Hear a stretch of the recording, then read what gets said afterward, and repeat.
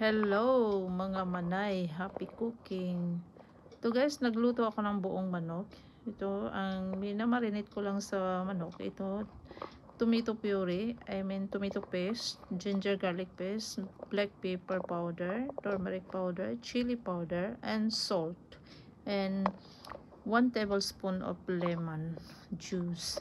Yun guys, minamarinate ko lang siya sa manok ng 10-15 minutes. Tapos pagkatapos yan, pinaluto ko ng 1 liter. Depende sa manok na lutuin mo guys. Yung 1 liter na tubig, kailangan talaga yung sa buong malaki na manok. Kung maliit lang, i-reduce mo lang ang tubig.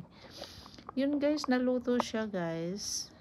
Inalis ko yung manok, nilagay ko sa oven. Kung wala kang oven, pwede mo naman i-prito sa non-stick frying pan para hindi didikit yung balat. Yun siya guys. Yun lang, napaka-simple lang itong lulutuin na ito. Yung minsan naman niluto ko siya sa Sprite, yung tawag na 7-Up chicken, yun 7-Up or Sprite, pareho lang yun. Pero guys, ayaw namin yung matamis, kaya yun spicy ang nilalagay ko. Pinaluto ko siya. Yung tubig na tira guys, pina-reduce ko to siya hanggang mag-thick. Yun na nga, nag-red ng manok, nilagay ko yung gravy sa baba ng manok. Yun guys, thank you for watching. Bye, enjoy.